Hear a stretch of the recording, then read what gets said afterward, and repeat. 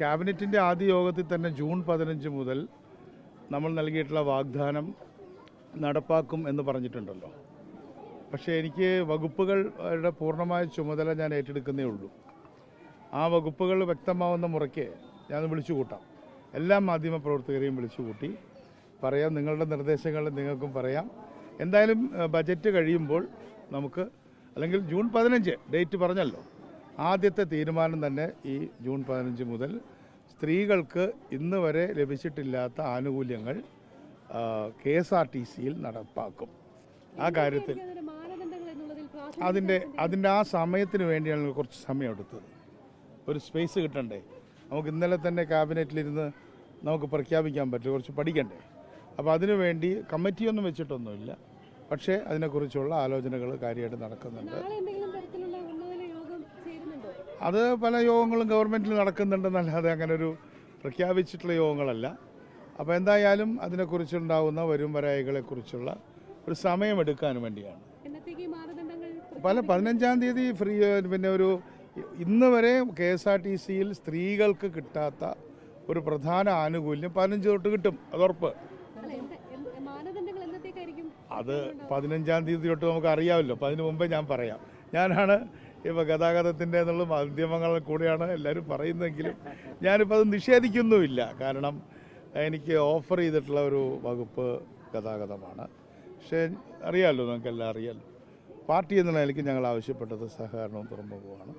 അപ്പോൾ എന്തായാലും ഗതാഗതമാണ് കിട്ടുന്നതെങ്കിൽ തീർച്ചയായും വിത്തിൻ ഫ്യൂ ഡേയ്സ് നിങ്ങളെ വിളിക്കും, എല്ലാ കാര്യങ്ങളും വിശദമായിട്ട് പറയും. പോരെ? അതൊക്കെ പരിഹരിക്കാനല്ലേ ഗവൺമെൻറ്. എന്തോ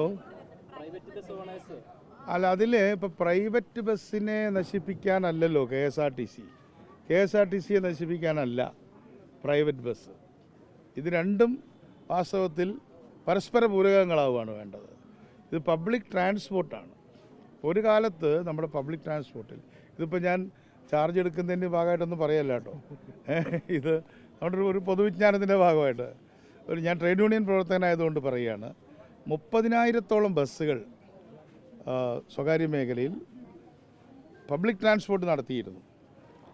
6,000-ലധികം ബസ്സുകൾ KSRTCയിലും ഉണ്ടായിരുന്നു. ഇന്ന് ആ 30,000 8,000-ആയിട്ട് ചുരുങ്ങി. അതേപോലെ തന്നെ ഈ 6,000 3,000-ആയിട്ടും ചുരുങ്ങി. എന്താ അതിൻ്റെ അർത്ഥം? കേരളം വളരെ മാതൃകയാണ്, 1-ാം നമ്പർ എന്നൊക്കെ പറഞ്ഞാലും പബ്ലിക് ട്രാൻസ്പോർട്ട് ആണ് വാസ്തവത്തിലൊരു പുരോഗതിയുടെ ലക്ഷണം.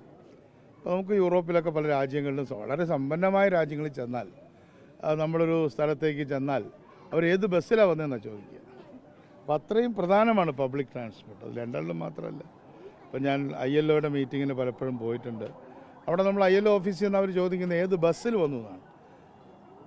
അപ്പോൾ ജനീവയുടെ ട്രാൻസ്പോർട്ട് ബസ്സാണ്. അപ്പോൾ കാറിനേക്കാളും പ്രാധാന്യം ബസ്സിനാണ് കൊടുത്തത്. നമ്മളിപ്പോൾ കാറിനും മറ്റുള്ള വാഹനങ്ങൾക്കാണ് കൂടുതൽ പ്രാധാന്യം കൊടുത്തത്. അപ്പോൾ രാഹുൽ ഗാന്ധിയുടെ ഈ പ്രഖ്യാപനത്തോടു കൂടി പബ്ലിക് ട്രാൻസ്പോർട്ട് നമ്മുടെ പൊതുമണ്ഡലത്തിലെ ഒരു വിഷയമായി മാറിയിരിക്കുകയാണ്.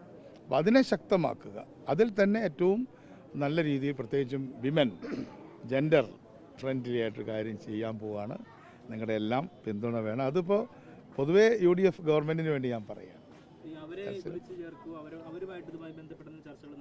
ആരുമായിട്ട് അത് വേറെ, അവർക്കിപ്പോൾ ഇത് നമ്മൾ നടപ്പാക്കുന്നില്ലല്ലോ. ഇതിപ്പോൾ KSRTC അല്ലേ ചെയ്യുന്നത്. അവരുടേതായ പ്രശ്നങ്ങൾ അവരോട് സംസാരിക്കാം.